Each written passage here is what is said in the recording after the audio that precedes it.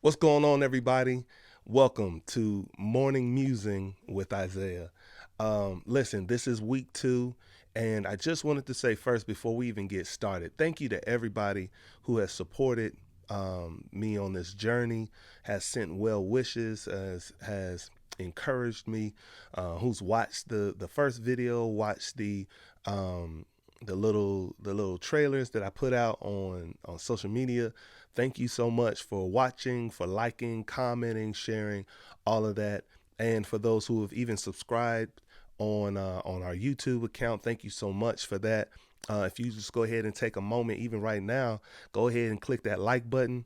Go ahead and click that subscribe button, and go ahead and click that share button. All right. So let's keep this thing rolling, keep it growing. All right. So I just wanted to go ahead and get started. And if you don't mind, just tell you a little bit about myself. One thing about me that I'm sure you all don't know is I am a huge anime fan. Like, I mean, I've been a fan of anime since before it was popular. You feel me? Like back in the 90s, I was watching anime on the alternative channels, the sci-fi channel. You know what I'm saying? I wasn't walking around the school with the Dragon Ball Z bowling shirts on or anything like that, but but I absolutely was a huge anime fan. And so today, as a 40-year-old man, I still enjoy, I can't even call it a guilty pleasure. Like, I'm all the way in. Like, I love anime. And so the other day, I was browsing Netflix. No Netflix and chill, just Netflix. And I was browsing Netflix and came across this new anime that they put out. And so I was like, okay, Netflix, let's see what y'all talking about. So um, so I clicked on this. It's a little series called Blue Eye Samurai, right? And so I'll just give y'all a small synopsis of it. So this baby girl was born, and she looked Asian, but she had these blue eyes. And so there's just like these blue eyes. There's only one way them blue eyes got into our bloodstream. So everybody hated her. Everybody hated her because of who her daddy was. And so as a result, her mother was like, "No, we gotta hide you. Chop your hair off, cut her hair off." So basically, she cut her hair off from birth and kept her tucked away. She wasn't allowed to play with other kids, all that kind of stuff. And so she told her, like, "Listen, the people gotta believe that you are a boy. If not, they gonna kill you and me." The men from the town came, set her house on fire, right? And so, unfortunately, to her knowledge, her mother died in the fire. So she was orphaned. And so she was out there on her own. And she a child, like she's like, 7, maybe 10, I don't know. But she's in that age range, 7 to 10 years old. And so then one day she sees this old man, he's out there walking, and he picks up some he picks up this rock, and he's banging on it, whatever, and he's just like, this would be good. And so she follows him to the crib. Come to find out, he's a swordsmith. And so he found this piece of metal, and really it was like a meteorite or whatever that came out and landed, boom. And I thought it was gonna be like some aliens, or they was gonna get superpowers or something. It wasn't nothing like that. It was pointless. It was a pointless part of the show. But anyway, he takes it to the back to the crib. She follows him, sneaks around. Come to find out, homie is blind, right? So she follows him, and so he's throwing it. And he's trying to figure out, like, oh, this is gonna be a problem. Like, this is gonna be some hard metal to work. So anyway, fast forward, he adopts her, and so, or he adopts him. He thinks that he's a boy, so he adopts her and starts teaching her the trade of swordsmithing. And so you see this montage. It was a dope montage, actually. And you see this montage of him teaching her and putting the metal ore into um, into the fire pit. and just like seeing how that joint's on. I mean, it's hot, hot. And so puts it in there and he leaves it in there for like I don't know, crazy long time, like overnight. Gets up the next morning, beats it up, and like the outer shell or the surface level of impurities just like poof, falls off, and then you can kind of see like the shiny part. Like, okay, now we see what we're working with here. Throws it back into the fire, does this process, takes it out, bang bang bang, beats it up, and then boom, take another layer of impurities come off, throws it back into the fire, takes it out the fire, bang bang bang, more impurities come off. It gets to the point where he does it so much that it starts to become malleable. So then he's like, okay, now it's starting to take shape. He's starting to beat it into, because he's making a sword, so he started beating it into like a blade-ish shape, like a rectangular shape.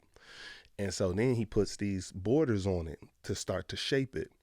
And so he's putting the borders on it. He's throwing it back into the heat. He takes it out the heat when it's red hot. Pop, pop, pop, beats it up. Throws it back into the heat. Takes it back out the heat. Beats it up. Pop, pop, pop. Puts it back into the heat. And then he starts explaining to her, like, because she's asking, like, why do you keep doing this? Why do you keep doing this? He said, oh, well, you got to do this in order to get the impurities out of of the blade. Because if you don't get the impurities out, it'll be too brittle and won't be able to withstand the pressures of battle. And so then he does it. And then one time she asked, like, well, why you keep throwing this dust? Like, it was like a dust that he keeps throwing on it. He's like, why you keep throwing this dust on it? He says, well, you got to throw. He said, well, there's a difference of bad impurities and good impurities. And so you got to have some good impurities in there, or it'll be too weak. It'll just fold under everything. And so it'll just be so weak and so malleable, like it'll just fold, and it won't be able to hold its shape, and its blade won't remain sharp, and the broadside won't remain strong enough to withstand battle. And so I'm sitting there like, bro, this buddy is preaching right now. And so so they continue on the process until eventually the blade gets to the point where you're just like, wow, that's nice, that's a clean blade. And he's just like, yeah, it's ready. He said, and then he said, boom, now you put your insignia on it, and that way everybody knows who made that sword. And so I was sitting there, I was just like, wow. I said, this is a story. This is good. This is some good preaching right here. And so it made me think about, because listen, man, I'm a PK, born and raised in the church. I like to tell people I was born on a pew. That's how deep in this I am. And so it made me think about the story of the three Hebrew boys. And because I was like, man, God, like sometimes it feel like I'm always going in and out of this fire. And it's like it's like you put me in the fire, and then you take me out, and it's like, man, I get beat up. And then I get put back in the fire, and then I'm out for a little bit, and I'm like, man, I'm feeling good. And then I get beat up, and then you put me back in the fire, and I'm just like, God, why? Why do you keep doing this to me? Why am I what did I do to deserve this? You feel me? Any of y'all ever felt like that, where you just said, God, what did I do? Did I not pray enough? Was I unkind to somebody? Did I cut somebody off? What did I do? Did I cut somebody out too many times? Like, what? You know what I'm saying? What did I do? Like, I take it back. I'm so sorry, Lord. I'm so sorry. I'm so very sorry. Like, what is it? And um, so it took me to Daniel chapter 3. Now, I'll spare you. I'm not going to read the whole thing. For those of you who are not familiar, there's this story of these three Hebrew boys. Well, really, it's four. It's four Hebrew boys, but in this particular part of the story, it's three that we are talking about. The fourth is Daniel. And then there's these additional three brothers who were renamed Shadrach, Meshach, and Abednego. Those were their Babylonian names. You see, these boys were born free in Judah, and um, King Nebuchadnezzar II came and took over um, Judah, and you know they killed a whole lot of people, hurt a lot of people, and these young men experienced that. And I'm sure you can imagine they were very scared, wondering if they were going to make it. And instead of being killed, they were taken into in captivity, and so they became slaves to the king of Babylon, Nebuchadnezzar II. And so they made their journey to Babylon, and at one day, King Nebuchadnezzar said, he said, "Listen, y'all, I want y'all to find me some good-looking men who are smart, they're wise, they got some good sense about them." He said, I want you to bring them to me, and I want the captives, not my people. I want the captives. Bring them to me, which I think is interesting anyway, but that's a whole nother thing. Bring them to me. I want them to work for me, and I'm gonna take care of them. I'm actually gonna take care of them real good. I'm gonna give them the finest food that the kingdom can give. They're gonna drink nothing but wine. They'll have the best drinks. They'll live. So these guys went from being slaves in slave quarters to now living in the palace and having living above even some of the natural born Babylonians. And um, so anyway, fast forward.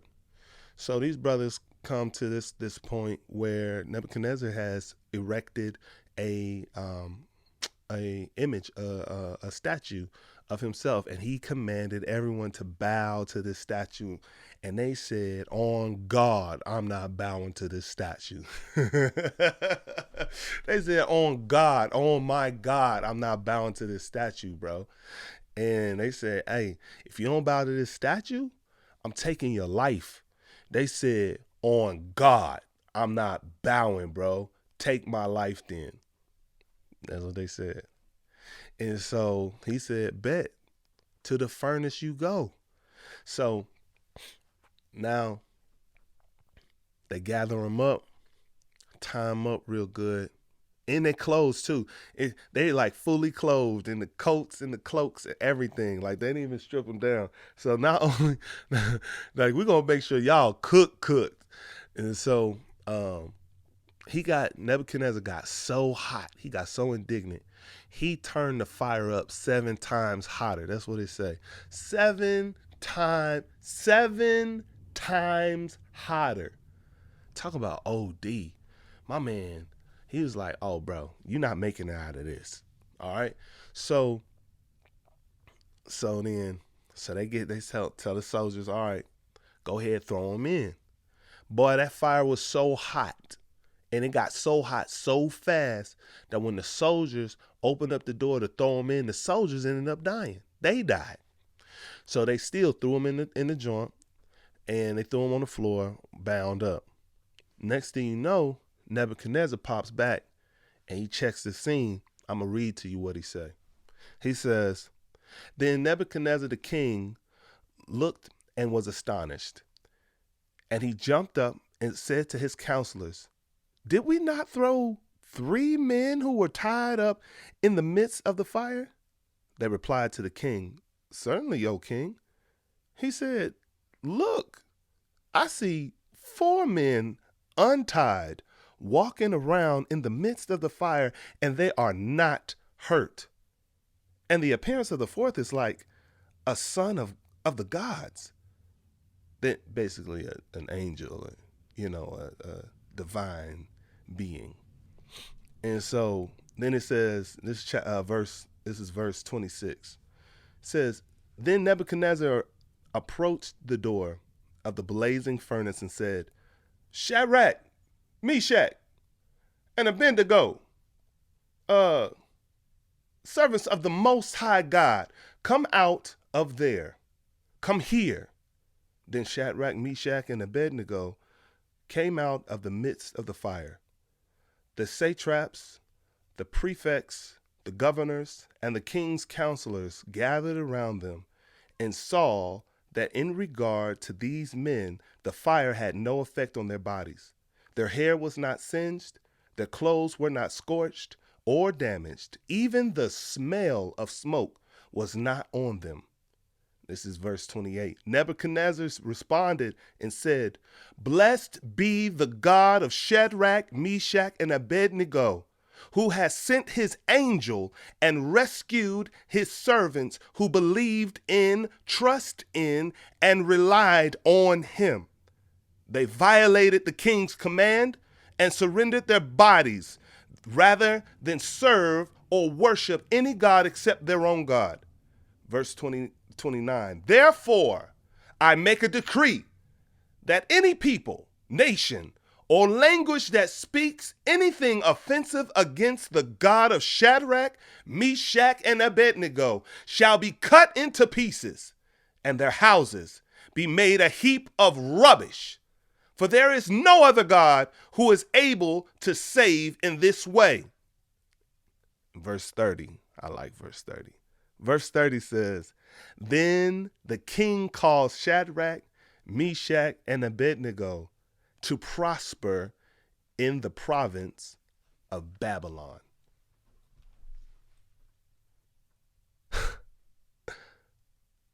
They went through all of that. Can you imagine the amount of terror upon terror, fear upon fear, anger, anguish, watching their loved ones be killed, watching their neighborhood destroyed, their nation destroyed, going to an unknown land, not knowing where you're going, not knowing how long it is, not knowing and you don't know what's awaiting you, and you go as a captive, as a slave to this unknown land. You go into this unknown land, and out of nowhere, they're calling you. They call you up. They change your name, mind you. They change because that's not their Hebrew names. That's the Babylonian names, and every one of those names, Shadrach, Meshach, and Abednego, is connected to one of the idol gods, one of the pagan gods, or one of the gods, the Babylonian gods. It's all connected. It's all connected to one of their gods, and so they're walking around with these being called these names that they already don't identify with. These guys, they don't identify with me, but you guys have put this name on me, and I don't have no choice but to take it because I'm in captivity. And so you go through this, and then they call you, and then they say, "Hey man, we about to set you up, y'all about to work for the king."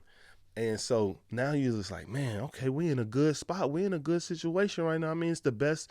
Hey, man, nobody else is living like we living, man. Like this is, hey, man, God is good. You know, God is good. Praise Yahweh. You know what I'm saying? And then all of a sudden, you add this insult to injury with this statue, this idol that's been raised up. And they telling me I got to bow to this? And I'm just like, bro, I can't bow. I can't, bro. Can you hear the conversation? I already know the conversation. Shadrach was like, bro, what we gonna do? Meshach was like, shoot, I don't know about y'all, but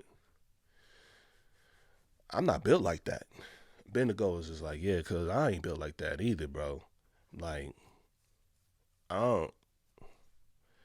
Man, what we gonna do is like, Shadrach was like, bro, like, if we don't do this, you heard what he said. He gonna kill us. He gonna kill us dead, bro. We ain't gonna make it out of this one. Abednego was just like, shoot, bro, I don't know. Shadrach was just like, bro, like, Meshach, what you gonna do, bro? Meshach was like, on God, I ain't bowing. And it's like, bet. I ain't bowing neither. Abednego was just like, yup, we just gonna go out together. And they stood. I ain't bowing. We serve the one true living God, Yahweh, the Most High God. If we die, we die. But I ain't bowing. Boy, face the furnace and say, listen, man, whatever his will is, It is what it is. I'm going to eat that. You understand? Do you understand? Let me just talk. Just put a pin right there. Do you understand what we're looking at right now? This is the value. I don't know if you guys are familiar with the fruits of the spirit, but one of the fruits of the spirit is long suffering. Long suffering is something that we do not talk about in this day and age. This is not something we preach that everything should be easy. When you give your life to Christ, boy, money's gonna start coming your way. The house that you want, the husband you want, the wife that you want, they coming. You going everything going like no, that's not no. There's a reason why long suffering is a fruit of the spirit. It's a top tier gifting. Now, singing is a beautiful gift. I enjoy singing. This is, it's a gift, a talent, a skill that God absolutely gave me, passed it down from generation to generation. And I'm so grateful to have that ability. But singing ain't holding nothing, can't hold a candle to long suffering. Long suffering is a gift that God gave, and it's a fruit of the spirit, and it's something that we absolutely need to teach more on. Just because something hurts you doesn't mean that it's bad for you. And just because something feels good to you doesn't mean that it's good for you. It don't mean that it's good for you. And so let's go back to the story. So as we saw, they in the furnace, in the fire. The whole time they're in that fire, there's a spirit with them. There's an angel with them, keeping them safe, protecting them. What is that saying to you? That as you're going through your life, you're going through your fires, in and out of your fires. Guess what? You are never alone. You are never alone. God is always there with you. He's always got a representative right there with you, walking with you, keeping you, carrying you, protecting you, making sure that you are able to endure. Why? Because this is not to destroy you. It's not to destroy. Man, I always looked at this story and I thought that this story was about Nebuchadnezzar trying to kill these boys. I thought the story was about them being destroyed. And then at the nick of time, God was like, ha ha ha, fooled you. Fooled you. Nah, I got them. These my boys. Nah. No, it ain't that at all. It was never that. This was always, from the very beginning, about refining them. Refining them. Putting them through the process, just like the swordsmith put the metal through the process of working them, working that metal out, working the impurities out, working those bad impurities out of them, off of them, and so that they started to shine.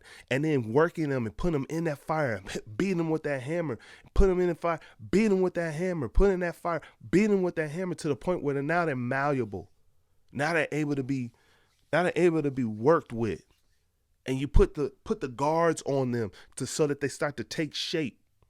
And then you put them back in the fire and you beat on them. You put them back in the fire and then you start to give them the good impurities, the things that will ensure their ability to sustain and to last. What are those good impurities? Can we make this practical? Can we bring this into an everyday life situation? A good impurity is that person who sits next to you at your job who don't like you for no reason. They don't like you for no reason. They'll never talk to you.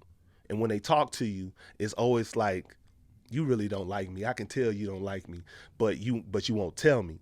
But it's like you got this never ending tension between this person. And you just like, they don't really be saying too much about you behind your back, but you just know they don't like you. And you just be wanting to say like, what is it? You know what I'm saying? But it's just like, but that's a good impurity. Why? Because it's building up long suffering. You're enduring. It's making you stronger. What's another one? Another one is, okay, you're getting cut off You get cut off at the you driving and this person boom cuts you off. They honking the horn at you. They throwing the bird, they flipping the bird at you, whatever. So instead of responding, you hold your composure. That's a good impurity. Why? Because it's building you up. It's making you stronger. Yeah. What's another one? Man, you just lost your job for no reason. You ain't do nothing wrong. Nothing. Gone. You don't know how you're gonna pay your bills. You don't know what you're gonna do, how you're gonna feed your family. Gone. Ain't no reason, no rhyme or reason to it. What is that? It's a good impurity. It hurts. It hurts a lot. It hurts a whole lot. But it's building you up. It's building your faith up. It's in your strength is growing. It's a good impurity.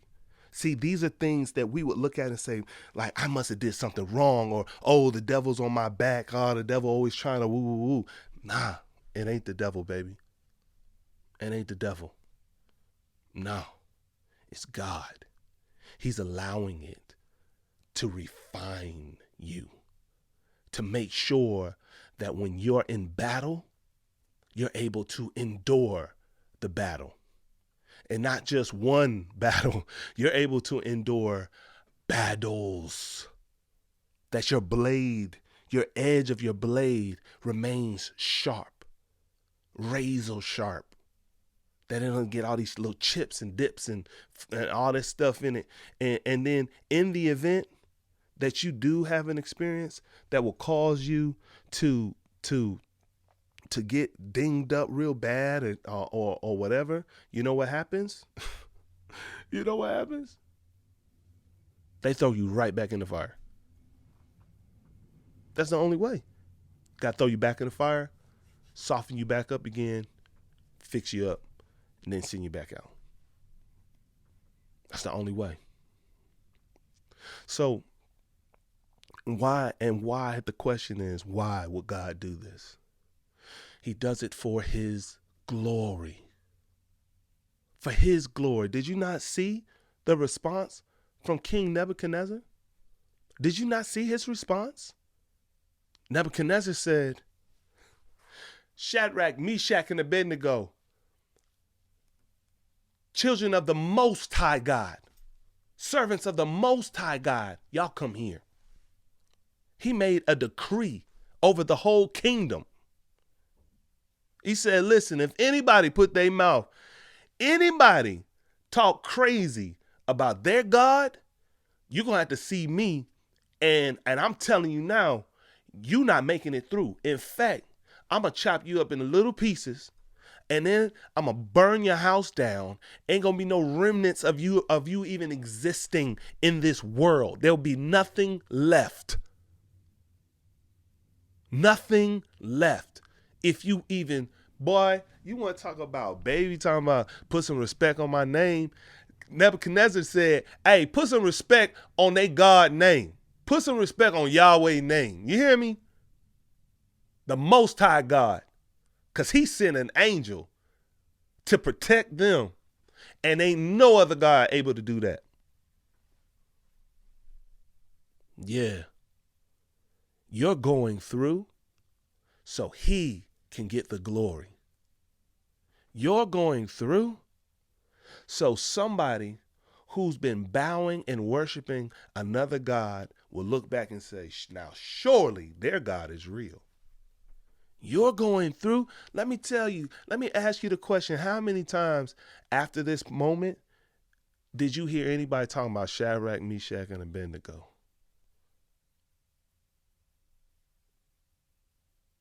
That's a humbling thought, ain't it? This is their story. This is it. They went through all of this for that one moment. That one moment of obedience.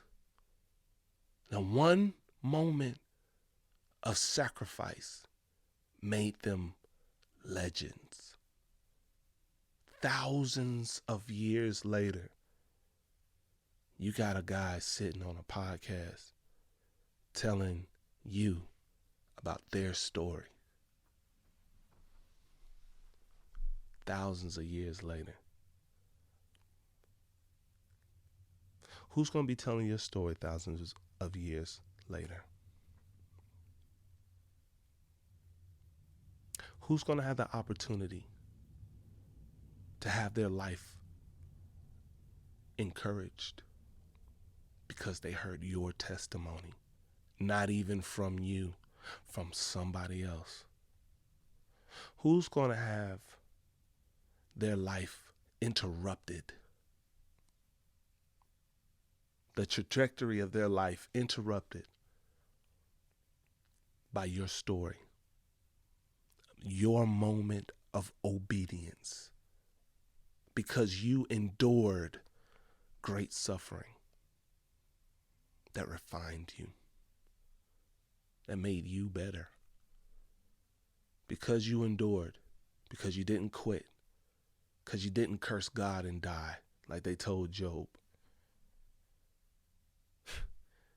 Whose life is going to be changed? Is that not worth it? Is it not worth it? I think it is. I think it's worth it. So today I'm going to take a moment. I just want to pray with you guys. Because we're going through life. Life be life. And I'm going through it right now, currently. This has been one of the hardest years of my life. I'm not lying to you. But it's also been one of the most beneficial times of my life. I have matured and grown so much. I've been in this refiner's fire, and I'm starting to see some shiny things. Some areas that were dull are starting to get shiny. Some areas that were less sharp are starting to get real sharp. Some areas that had dings are now smooth and strong. My spine is strong now. My faith is strong. I'm still in there. I know he ain't done, but it's coming. And whatever comes next, I'm going to be ready for it. Because he made sure of it. And I did not quit. So I want to encourage you today. Don't quit. Don't quit on you. Don't quit on God. It's okay to be mad at God. It's okay to not understand. It's okay to be mad at God. It's okay to not understand. But don't quit. Father, Yahweh, thank you. Thank you for this opportunity, for this moment, for this reminder that all fire isn't bad. That this fire, this flame that you lit for us was never to harm us or to destroy us, but it was only to make us better, to make us stronger, to make us sharper, to prepare us for the great, glorious battles that would await us. Thank you for the opportunity to allow our testimony, our sacrificial yes, to turn into a testimony, a story, a legend that only gives you glory, that echoes through the annals of time, that people will say, praise the God of Isaiah, because I watched him go through and I watched him come out, and it was only God, the Most High God, who could have did that. Thank you, Lord, for choosing me, for counting me worthy to be trusted to endure. Thank you for building me up. Thank you for building us up to be strong enough to suffer long, to not quit. And even though there were many sleepless nights, even though there have been countless tears shed, even though there have been so many times that we cried out to you and asked you why and when it was going to stop and asking for help to get out. God, thank you for helping us and walking through this with us and ensuring that we would endure. That we would endure to the end. That we would run and not get weary. And that we could walk and not faint. Thank you. And so for the individual who may be watching this and saying, I'm not there yet. I'm not there yet. This hurts so much. I don't know what to do. I'm 2 seconds from giving up. I'm 2 seconds from ending it all. For you, to you, I want you to know it's gonna get better. It's gonna get better. I know it hurts. I know it hurts a lot. But there will be glory after this. You are not alone. I'm here. I'm going through. I have friends who I just talked to yesterday, who their whole world is crumbling. You're not alone. We were chosen to endure because we have the ability to endure. He trusts us. He trusts us. You are just that valuable to him that he will continue to put you in the fire, not to destroy you, but so you could have the most glorious story.